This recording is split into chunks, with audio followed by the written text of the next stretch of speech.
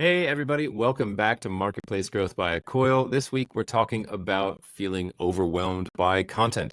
We've been approached by a number of marketplace partners and businesses around the Atlassian ecosystem. They're starting to hire marketers. They're starting to hire people to come in and support the teams. And one thing that we've heard a few times is, what do I do with all this documentation? What do I do with all this support material, all these marketing materials and content? How do I assess this stuff? What do we want to keep? What do we want to get rid of? What do we want to update?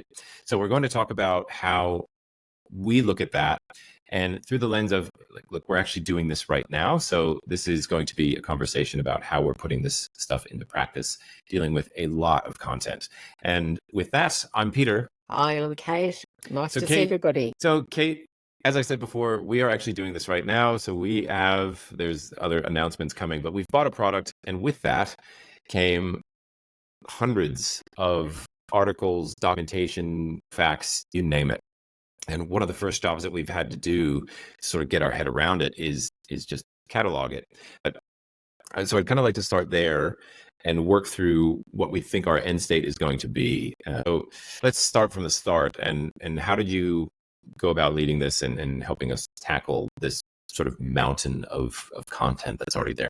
Well, I think the first step was to centralize an inventory list of what everything is with all the links, like good old-fashioned spreadsheet. It was nothing fancy, and all the links so that you could find things very easily.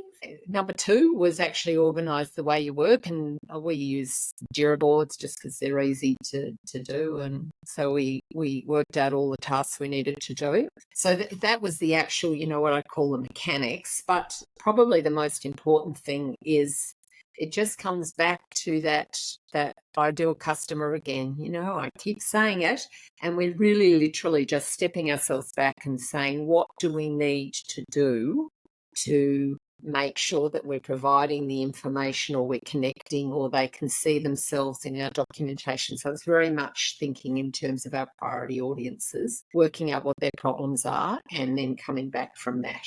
So It's like we started here and we're actually narrowing it down. And for example, in our case, we've got 4 use cases, which are the gnarliest problems for people to solve. And that's what we're just focusing on.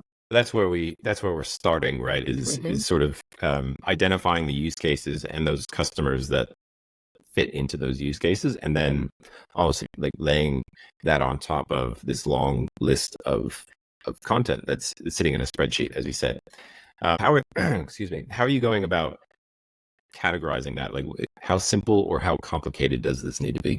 Well, again, it comes back. I come from 2 perspectives on the cataloguing. So the technical documentation, I just think in terms of what are the main ways that users will use this documentation. So catalog accordingly. So that's quite, reporting, blah, blah, blah. It's all of that style of stuff.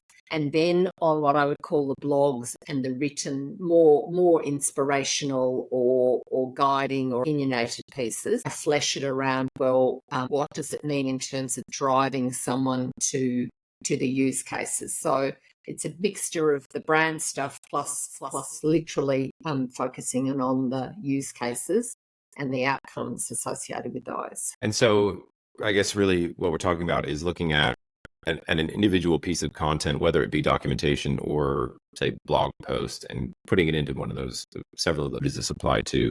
Yeah. One of the things that I've found really helpful going through this is there are the use cases, and then it's who all is involved, role would be involved, understanding what content needs to be shaped for each of those roles. We cover down for that. So we are finding we can add content, and I think we're finding areas where we can actually maybe archive or keep it kind of hidden for the time being. Yeah. So I think just get yourself clear in your own mind. So I love to come from the ideal customer and the jobs they've got to do, and then work back from that. Because if you actually can provide them with what needs to be done, so I think from our view of the world, we've kind of got 7 teams, and they all have quite different roles and focus. So how can we actually cover them off? But not in a way when you present it out to the world, it's actually logical how you've organised it. It's not this blunderbuss approach. Because I think that's the other thing about documentation is, people, it just becomes a dumping ground, and everybody just adds on another bit to the never. So if you've got a new person in, fresh eyes, fantastic. They'll probably go, what the hell have we got this? I can't see the wood for the trees. So yeah, it's kind of like looking at my personal Confluence space. A bit of a mess. And I think just really important to underscore this too. This applies to any sort of documentation or content that you have. So we've come in and sort of determined who the users are, what those use cases look like. I had a train of thought and I've totally lost it now. I was going somewhere with that. Who our users are. Oh, geez, I totally lost it. Yeah, it is definitely one of those days. Shoot, that's going to bother me. I'll think about it as soon as this is so uploaded. when you do it, and then you can say it again and then cut it in. Easy. I have to find something else. How we review, prioritize existing documentation, marketing content. Shoot. Should we talk? Can we just talk a little bit about how you help people organize and prioritize? It's how you drip it out and understand what you're trying to achieve and what your priorities are.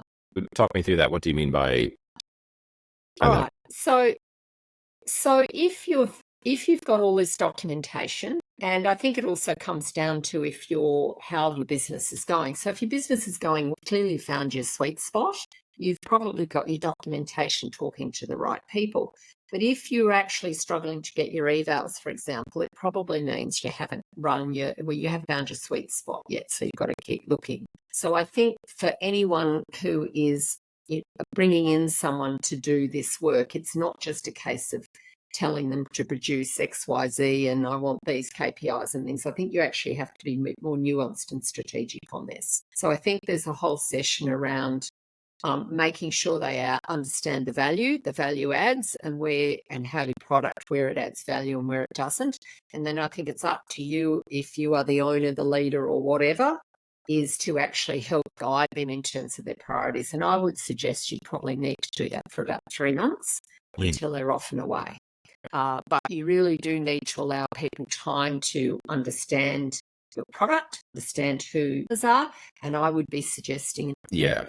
That's another thing that we could say over and over again, I think, is talk to more customers. It's sort of really critical when it comes to understanding how all of this stuff fits together. If you do come into a team or organization with documentation that feels all over the place, it's easy to kind of conceive of buckets that you want to put this stuff in, but until you actually go out and do that market research and understand how people work, I think you could maybe make a few missteps in, if we're talking documentation, how you sort of bundle certain things together, right? And what that might end up looking like. Well, people love action. Yeah. Before planning. And, people can be very internally focused when they first join an organisation. And my response to that, if you're actually producing public stuff, you actually need to be talking to customers. Yeah. And as far as like getting into the details of how we have worked on this, including how many people are involved and what the process actually looks like, because I think, throwing one person at this and saying, your job is to go clean all of this up, you do it all, is actually probably making it a bit more difficult than it should be. And so, I mean, my point of view on this is to have multiple eyes, get a reality check, get a sanity check. What does this fit? Are these the right buckets? So what's the process that we've got? I think if we're really honest with ourselves, I think we're still risk, but it comes down to how many hands you've got. So on our team, we're a very small team. So we've got 3 of us on doing the content, which includes the website, the marketing at this point in time. And then we've got 1 other person who's going to be almost like the reviewer when stuff comes out. So we've pivoted someone off their ops work onto helping work on the production side. So the cutting and pasting, the posting, the reviewing, the copy proofing, etc. So we're trying to bucket actions on our Jira boards. Someone owns it, but they get help where they need it. And so it's constantly trying to work out, how many people need to be on this? Because it's very easy for everyone to pile in on a Confluence page and have an opinion. And I'm like going, nah, sometimes we just need to cut to the chase. Yeah. Yeah. So I think the importance of this is that again, if you're coming into an organization and there's a lot of material already there and you can tell that it needs to be revised, or maybe this is what you're being brought in to help do, I think a methodical approach is really helpful, but getting it all into one place where you can see all of it. And that what we've done is it's all documentation. It includes documentation, I should say, all support materials, all marketing materials in one place, and figuring out where does this fit, not just per user and use case, but I was going to say physically, but digitally on a website, on your documentation space. Where do these things actually live, and how do they relate to one another?